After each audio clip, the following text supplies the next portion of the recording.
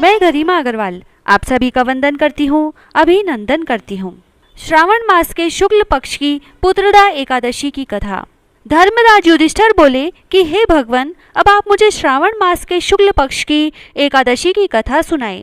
इस एकादशी का क्या नाम है तथा इसकी विधि क्या है? श्री मधुसूदन बोले कि हे राजन, अब आप शांति पूर्वक श्रावण मास के शुक्ल पक्ष की एकादशी की कथा सुनिए। इस कथा के श्रवण मात्र से ही वाजपेयी यज्ञ का फल मिलता है। द्वापर युग के प्रारंभ में महिष्मती नाम की एक नगरी थी। उस नगरी में महाजित नाम का एक राजा राज्य करता था। वह पुत्रहीन था, इसीलिए वह सदैव दुखी रहता था। उसे वह राज्य कष्टदायक प्रतीत होता था, क्योंकि पुत्र के बिना इस लोक और परलोक दोनों में सुख नहीं है। राजा ने पुत्र की प्राप्ति के बहुत यत्न किए, परंतु वह सभी प्रयत्न निष्फल गए। जब वह राजा वृद्ध होने लगा तो उसकी चिंता भी बढ़ने लगी। एक दिन उसने प्रजा को संबोधन करके कहा कि न तो मैंने अपने जीवन में कोई पाप किया है और न अन्यायपूर्वक प्रजा से धन ही एकत्रित किया है। न मैंने कभी देवता और ब्राह्मणों का धन छीना है और न किसी की धरोहर ही छीनी है। मैंने प्रजा को सदैव पुत्र की तरह पाला है, कभी किसी से राग द्वेष नहीं किया, सबको समान माना है। इस प्रकार धर्मयुक्त राज्य करने पर भी मैं इस समय महान दुख पा रहा हूँ। इसका क्या कारण है, मेरी कुछ समझ में नहीं आ रहा। राजा महिजित की इस बात को विचारने के लिए मंत्री आदि वन को गए। वहां वन में जाकर उन्होंने बड़े बड़े ऋषि मुनियों के दर्शन किए। वे उस स्थान पर वयोवृद्ध और धर्म के ज्ञाता महर्षि लोमश के पास गए। उन सब ने जाकर उन महर्षि को यथा योग्य प्रणाम किया और उनके सम्मुख बैठ गए। उनके दर्शन से सबको बड़ी प्रसन्नता हुई और उनसे विनय करने लगे कि हे देव, हमारे अहोभाग्य है कि हमने आपके दर्शन करे। इस पर लोमश ऋषि बोले कि हे मंत्रीगण, आप लोगों की विनय और आपके सद्व्यवहार से मैं अत्यंत प्रसन्न हूँ। आप मुझे अपने आने का कारण बतलाइए।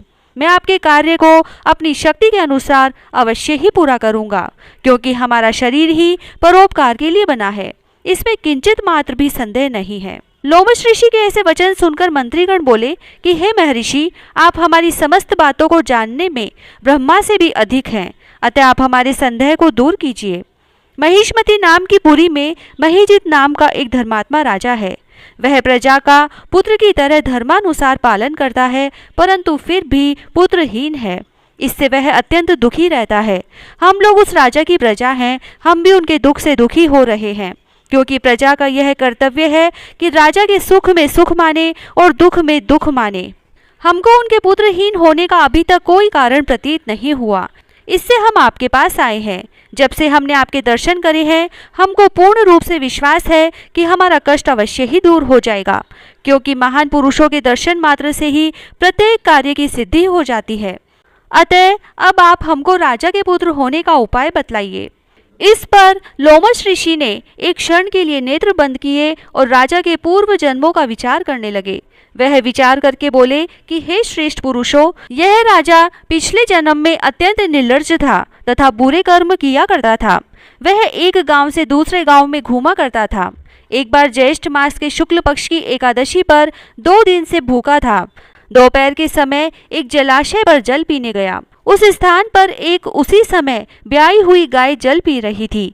राजा ने उसको प्यासी ही भगा दिया और स्वयं जल पीने लगा। हे ब्राह्मणों, इसीलिए राजा को यह दुख भोगने पड़ रहे हैं। एकादशी के दिन भूखा रहने से उनको राजा होना पड़ा और प्यासी गौ को हटाने से पुत्र वियोग का दुख भोगना पड़ रहा है। इस पर सब लोग बोले कि हे महर्षि, शास्त्रों में ऐसा लिखा है कि पुण्य से पाप नष्ट हो जाते हैं, इसीलिए कृपा करके आप राजा के पूर्व जन्म के पाप नष्ट होने का उपाय बतलाइए, क्योंकि उसी पाप के क्षय होने से पुत्र रत्न की उत्पत्ति होगी।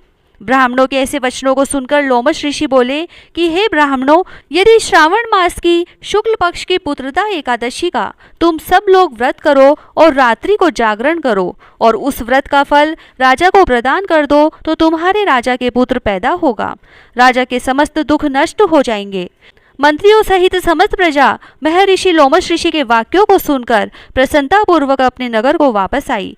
उन सब लोगों ने श्रावण मास के शुक्ल पक्ष की पुत्रदा एकादशी को लोमश ऋषि की आज्ञा अनुसार विधि पूर्वक व्रत किया और द्वादशी को उसका फल राजा को दे दिया। उस पुण्य के प्रभाव से रानी ने गर्भ धारण किया और 9 महीने के पश्चात उनके एक अत्यंत तेजस्वी पुत्र रत्न पैदा हुआ। हे राजन, इसीलिए इस एकादशी का नाम पुत्रदा एकादशी पड़ा।